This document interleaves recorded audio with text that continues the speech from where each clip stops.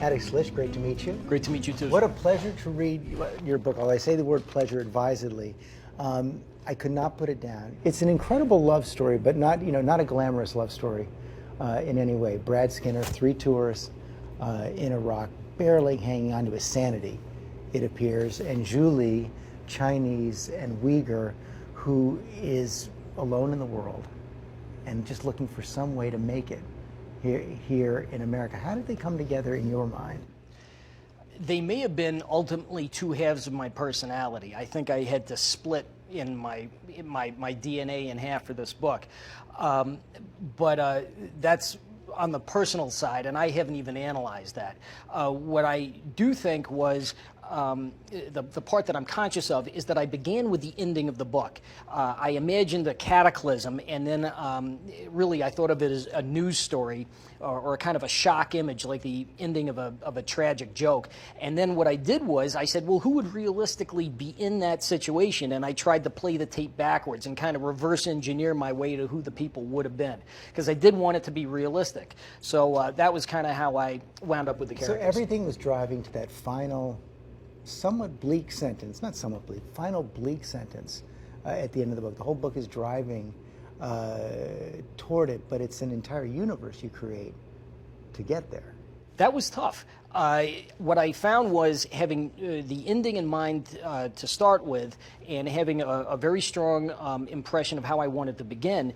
The middle was like the sagging part of a suspension bridge, and it was tough. I had to do a lot of hunting down blind alleys and going back and redoing it to get it right. That was the agonizing part, I think. How long did it take? 5 years. 5 years. And you say that maybe the 2 main characters are 2 sides of your personality. It does seem like you also packed not only tremendous amounts of reporting into the book, but so many of your life experiences. You served in the Marines, didn't see combat, you've been to China, and you packed all of that into this first novel. Well, that's true. I was using a mixture of approaches. Like anyone trying to solve any problem, I would use whatever was at hand. And some of what was at hand was my own memory. But that didn't get me all the way there. I also had to do a lot of reading, and I supplemented it with legwork. I went out wherever I could. But what I did not do, and what some journalists do, is, of course, go to the Middle East. I mean, I considered it. I thought, Actually going to Iraq. I thought, you could go to Iraq. I never did that. How did you then get inside the head of this veteran who clearly traumatized by his time in Iraq, by the combat, even though you didn't see combat yourself? Well, I read a lot about war, and what I found was when I read enough books, and I started with All Quiet on the Western Front, and I worked my way up to House by Sergeant Balavia. And after reading enough, I started to see things that began to overlap in the description of people who came back, who happened to have had a tough time, who happened to be troubled. I don't think everyone who returns from a war is necessarily damaged by it or reacts the same way, but those who are, I began to see certain things that overlapped. And I think the pattern with Skinner may not be all that unique. Self-hatred and despair and things like that were pretty commonly reported. You described the last scenes as a cataclysm. It certainly is. And only after I did my research, after reading the book, did I realize that I owe a great debt to your wife. I was so thankful for the epilogue. Right. After that, it was crying out for some relief, for some glimmer of hope.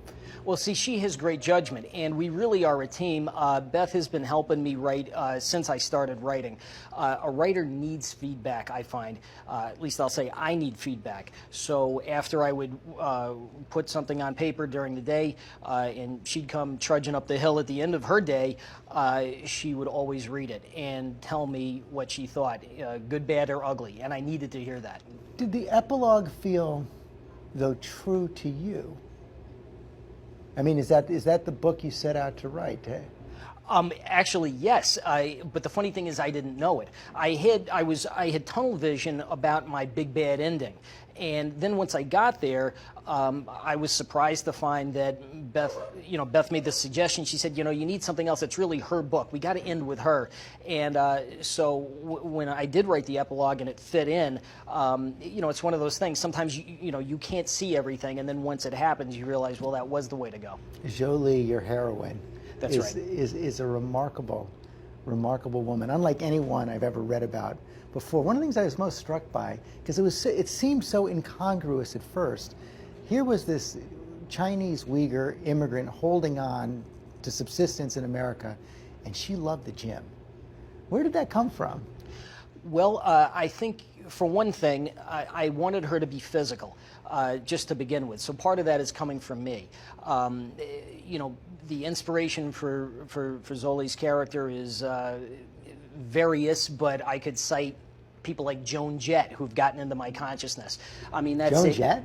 Absolutely. A kind of a rebellious figure, dark-haired, physical, muscular. That was the way I imagined Zola. Also, when I was in China, very briefly, we ran into a fighter wearing a tracksuit. Happened to be a girl with a short haircut, and this was out in Xinjiang province where the Uyghurs are, and she was clearly half Uyghur or all Uyghur, and she was out there throwing kicks in a bus station. I talked to her a little bit. She got in my head too. So there were these origins. And you're a fighter. I would not call myself that. I No? have tried fighting. I would not say that I'm a fighter. I think there's a very big difference. I think if Dana White were sitting here, he would say you're not a fighter, and I would agree with him. What's the attraction? The attraction to fighting? I think it's the one that we all have. Max Kellerman of HBO Boxing has pointed out that if you see a fight, you're going to turn your head and look. It's instinctive. And I think It doesn't make everyone want to jump in the ring, though. Everybody wants to look. That is true. That is true. Of course, I was younger when I jumped in the ring. You tried out so many different things before you wrote a novel, right? Yes, sir. How many jobs can you list? Well, I'll try a couple. I was a construction laborer. I was a personal trainer. I did not like that job. Marine. That is true. I was in the infantry, not during wartime. I'm sure you feel like you've been psychoanalyzed to death because your father, Gordon Lish, famous editor, Raymond Carver, brilliant fiction editor. It seems like you were running away for a long time from the thing you should have been. That is one interpretation. I now feel as if I'm running towards something. I'm very grateful to have found a path, and I think that's worth more than anything in life. Some people know what they want to do early on, and I don't think that I did. So maybe not running away, maybe finding. You talk a lot about the influences you have, the books and the experiences that inform you, but that can't fully explain, at least for me, what infuses the entire book. Extraordinary empathy. It seems like you really know what it feels like to be going through this, whether it's Zoe or Brad or even the families they end up living with. Do you have any idea where that gift comes from? I took personal feelings and built on them some of the time. Maybe you can. Let me go to what for me is a safe area. I'll go to my safe place. Exercise. I mean, I'm no great athlete, but I've gone for a couple of hard runs. So I would use the direct physical experience of that when I could. There's the running passage. A lot of running and a lot of walking, and she runs. And you actually would, Zuli at some point walks all the way from basically Manhattan to Long Island, the middle of Long Island at some point. You've done walks similar to that. I have indeed, yes. So you've done this now.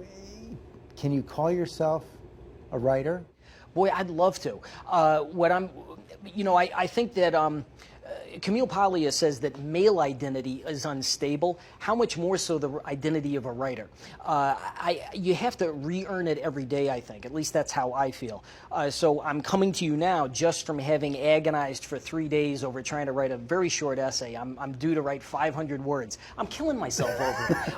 I'm not a writer. That's been 3 days of that.